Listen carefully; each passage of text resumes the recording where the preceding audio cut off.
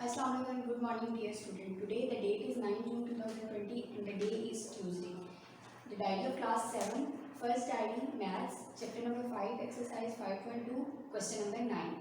Social studies, chapter number 8, words meanings, blanks and true false.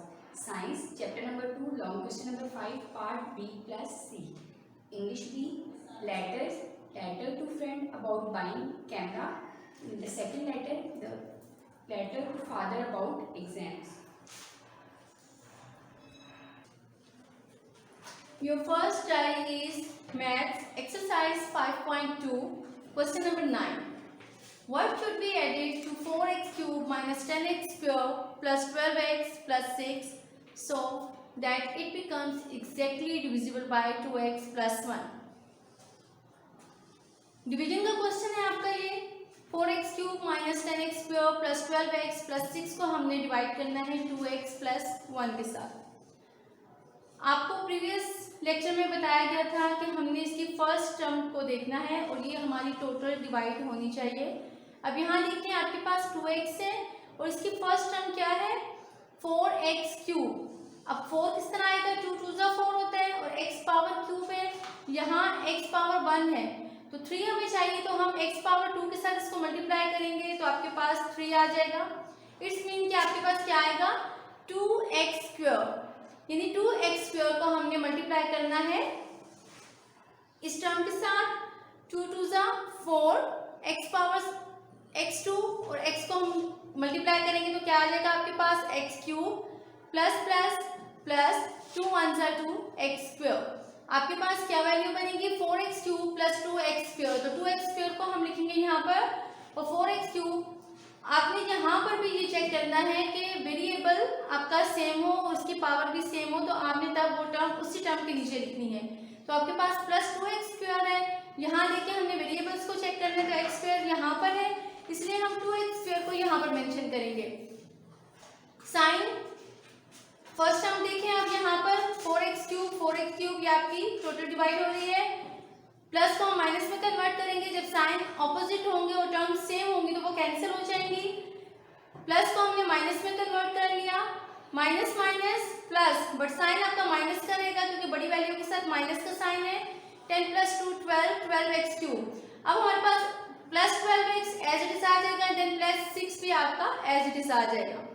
Next step में हमने देखना है कि अब हमें क्या चाहिए माइनस 12x स्क्वायर, यानी हमने इस वैल्यू को ऐसे टर्म से मल्टीप्लाई करें कि आपके पास 12x square minus 12x square आना चाहिए। तो हम माइनस 6 को लेंगे क्योंकि 2 को हम 6 से मल्टीप्लाई करेंगे तो आपके पास 12 आ जाएगा। x पावर 1 है, हमें x पावर 2 चाहिए तो x पावर 1 को x पावर 1 से मल्टीप्लाई करेंगे तो आपके पास x पावर 2 आ जाएगा।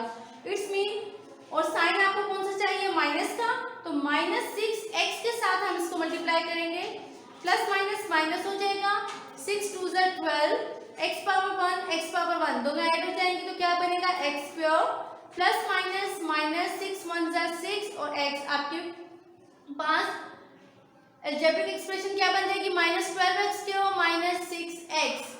अब यहाँ माइनस 12x क्यों, अब यहाँ देखिए वेरिएबल x यहाँ पर है तो हम माइनस 6x को 12x के नीचे लिखेंगे माइनस 6x। साइन यहाँ चेंज करके हमारे पास ये टर्म कैंसिल हो जाएंगी, प्लस प्लस प्लस 12 और 6 को प्लस करेंगे तो क्या आ जाएगा आपके पास 18x प्लस 6 आपका एज इट इज आ जाएगा। अब यहाँ हमने फर्स्ट टर्म को देखना है कि आपके पास क्या है प्लस 18x। यहाँ देखें अब x तो ऑलरेडी आपके पास मौजूद है, 2 को हमने किससे मल्टीप्लाई करना है कि आपके पास 18 आ जाए, 9 के साथ हम इसको मल्टीप्लाई करेंगे। साइन आपको कौन सा चाहिए प्लस का, इट्स मीन कि प्लस 9 के साथ हमने इसको मल्टीप्लाई करना है। प्लस 9 के साथ करेंगे 9 2 जा 18x प्लस प्लस प्लस 9 1 जा 9। मैंने आपको कहा था कि फर्स्ट टर्म आपकी मस्ट कैंसिल होनी चाहिए, तो यहाँ देखिए प्लस है तो माइनस में कन्वर्ट करके ये आपके पास कैंसिल हो जाएगा, प्लस 9 माइनस 9 में कन्वर्ट हो जाएगा, प्लस माइनस माइनस बड़ी वैल्यू के साथ क्योंकि अब माइनस का साइन है इसलिए आपका माइनस आएगा तो 9 में से 6 को माइनस करेंगे 3 आ जाएगा। यहाँ पर ये क्वेश्चन स्टॉप हो गया है। So minus 3 should be added to become exactly divisible by 2x plus 1, यानी माइनस 3 हमारे पास एक ऐसा है जिसे ऐड करना चाहिए था कि ये एग्जैक्टली डिविजिबल हो जाता 2x प्लस 1 के साथ। स्टूडेंट्स ये क्वेश्चन नंबर 9 आपने अपने नीट रजिस्टर्स पे करना है और इसी की प्रैक्टिस आपने अपने रफ रजिस्टर पर भी करनी है। The next diary is social study, chapter number 8, environment, words meaning, probably, इम्कान, inedible, जो खाने के काबिल ना हो, savage, गंदगी जो नालियों के जरिए बह जाए, manure, खाद, immense, बड़ा या वसी, accumulate, जमा करना या इकट्ठा करना, life expectancy, जिंदा रहने की उम्मीद, minority, अकलियत, fuel, ईंधन। Next question is fill in the blanks. Number 1, in early times household goods were simple. पहले ज़माने में जो घर की अशिया होती थी वो बहुत सिंपल या सादा होती थी। Number 2, the gases from factories caused global warming. जो फैक्ट्रियों से धुआं वगैरह निकलता है वो क्या होता है, किसकी वजह बनता है, ग्लोबल वार्मिंग की वजह बनता है। Number 3, huge industrial plants pour out largest amount of pollution. हमारे जो सनत है वो बहुत ज़्यादा क्या खारिज करती है, आलूदगी या pollution. Number 4, sewage was used to use as fertilizer. जो ये गंदगी नालियों के ज़रिए बह जाती है इसको हम खाद के तौर पर भी इस्तेमाल करते हैं। Next question true false. Number 1, chlorofluorocarbon destroy the ozone layer, ये फर्स्ट वाला ट्रू है। Number 2, heavy traffic causes noise and air pollution, बहुत ज़्यादा जो ट्रैफिक होती है वो वजह बनती है शोर और हवाई या फ़िज़ाई आलूदगी की, ये भी ट्रू है। Number 3, currently the world is crowded with people, जो अभी की मौजूदा दुनिया की सूरत हाल है वो लोगों से भरी हुई है, ये भी क्लियर है। Number 4 one is presently the birth rate is less than the death rate, अभी का जो बढ़ने की शरह अमवात पैदा होने की है is less than the death rate, वो कम है शरह अमवात से, तो ये क्या है, क्रॉस है। Clear. The next area of science. Yesterday we have read about the question number 5 first heading, that was about DNA. Today our second heading is chromosomes. Chromosomes और थ्रेड लाइक स्ट्रक्चर। अब जो chromosomes है वो धागे की तरह का एक स्ट्रक्चर होता है, ठीक है, found in the nucleus of a cell, जो कहाँ पर पाया जाता है, सेल के न्यूक्लियस पे।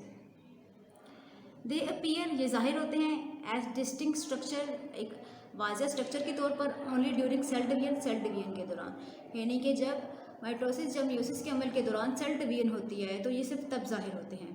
और टिपिकल क्रोमोसोम्स, एक जो खास तरह के क्रोमोसोम्स होते हैं कंसिस्ट, वो मुश्तमिल होते हैं 2 आर्म्स पर, और उन आर्म्स को हम कहते हैं chromatids, which are attached to the same part called centromere. अब ये जो दोनों आर्म्स होते हैं जिनको हम क्रोमाटिड्स कहते हैं वो एक ही हिस्से से जुड़े होते हैं, और जिस हिस्से से वो जुड़े होते हैं उसको हम सेंट्रोमेयर कहते हैं। अब मैं आपको इसके डायग्राम के थ्रू बताती हूँ कि किस तरह से वो पार्ट्स आपस में जुड़े होते हैं। अब हमारे पास ये जो डायग्राम है, ठीक है, ये न्यूक्लियस ही है और ये न्यूक्लियस का सेल है। इसमें क्या पाए जाते हैं, क्रोमोसोम्स। और क्रोमोसोम्स में अगर हमने जैसे पहले पढ़ा है कि इसमें क्या होते हैं, 2 आर्म्स होते हैं, this one and this one, ठीक है, इन दोनों को हम क्या कहते हैं, क्रोमाटिड्स इंडिविजुअली। अब ये दोनों आपस में इस पॉइंट पर जुड़े हुए हैं, और जिस पॉइंट पर ये जुड़े हुए हैं उस पॉइंट को हम कहते हैं centromere. The next topic is about genes. The basic physical and functional unit of heredity is called gene. अब हेरिडिटी का जो बेसिक फंक्शनल यूनिट है, यानी कि वरासी खसूसियात की मुंतकिली में जो बेसिक किरदार अदा करती हैं वो जीन्स अदा करती हैं, ठीक है, यानी कि अगर कोई भी करैक्टर है या कोई भी जो है ख़ास खसूसियत है जो पेरेंट्स से बच्चों में मुंतकिल होती है तो वह किस वजह से होती है, जीन्स की वजह से। Genes act as instruction to make molecules. अब जीन्स जो है इनका काम क्या होता है कि मॉलिक्यूल्स बनाती हैं एक ख़ास तरह के, और उनका नाम होता है proteins. Genes occur in pairs. अब जीन्स जो है वो जोड़ों की शक्ल में ज़ाहिर होते हैं। एवरी हेरिडिटरी कैरेक्टर, अब कोई भी अगर वरासी खसूसियत है इन एन ऑर्गेनिज्म, किसी भी जानदार चीज़ में, is controlled by pair of genes, तो वह किसके कंट्रोल में होती है, पेयर ऑफ जीन्स की वजह से। आपने अक्सर एक चीज़ सुनी होगी कि पेरेंट्स में बच्चों में कोई चीज़ है तो हम कहते हैं कि ये इसने इनहेरिट किया अपने वालिदैन से, ठीक है, तो वो किस वजह से होती है, जीन्स की वजह से। वो जीन्स के थ्रू जो है वो खास कैरेक्टर जो होती है वो पेरेंट्स से बच्चों में क्या होती है, इनहेरिट होती है। The next diary is English B, letter to your friend to buy a camera. First of all बेटा आप पैटर्न को देखें, examination hall comma A.B.C dated 9 June 2020। Dear friend comma how are you, तुम कैसे हो या तुम्हारा क्या हाल है। I hope you are having good holidays. मैं उम्मीद करता हूँ कि तुम अच्छी छुट्टियाँ गुजार रहे होगे। I am having a wonderful time. मेरा वक्त बहुत अच्छा गुजर रहा है। I am helping my father in the shop. मैं अपने वालिद की मदद कर रहा हूँ दुकान पर। He is paying me 100 rupees a day, और वो मुझे एक दिन के लिए 100 रुपये देते हैं। So I shall be able to buy that camera, इसलिए मैं अब इस काबिल हो गया हूँ कि मैं वो कैमरा खरीद सकूँ that you want to sell, जो तुम बेचना चाहते थे। Have you still got it, क्या तुम अभी भी इसे बेच रहे हो। I am looking forward to hearing from you, मैं तुम्हारे जवाब का मुंतज़िर हूँ। योर्स सिंसियरली या yours truly x.y.c। The next letter to your father about exams या रिजल्ट। पैटर्न आपका फर्स्ट वाले लेटर की तरह बिल्कुल सेम है। सो यहाँ से देखें, माय डियर फादर, मेरे प्यारे अब्बू, अस्सलाम वालेकुम। I receive your letter, I receive your kind letter yesterday, मुझे आपका ख़त मिला पिछले दिन। I am glad to know that you are quite healthy, मुझे ये सुनकर खुशी हुई कि आप अच्छी सेहत रख रहे हैं या सेहतमंद हैं। You have asked about my result, आपने मेरे ख़त के बारे में पूछा था। The result of my second term exams has been just announce, जो मेरे सेकेंड टर्म का नतीजा है वो अभी अभी अनाउंस हुआ है। I am glad to inform you, मुझे ये आपको बताते हुए खुशी हो रही है। I have obtain 94% marks overall, मैंने 94% मार्क्स लिए हैं तमाम मज़ामीन में। My teachers are fully satisfied with my progress, मेरे जो असातिज़ा हैं वो मेरी कारकर्दगी से बहुत मुतमईन हैं। My principal has encourage me to work harder, और मेरे जो प्रिंसिपल हैं उन्होंने मुझे इनकरेज सराहा है कि मैं और मेहनत करूं। I shall try my best to maintain my position, मैं पूरी कोशिश करूंगा कि अपनी इस कामयाबी को बरकरार रख सकूं इन ऑल द सब्जेक्ट्स, तमाम मज़ामीन में, इन एनुअल एग्ज़ाम, अपने सालाना इम्तिहान में।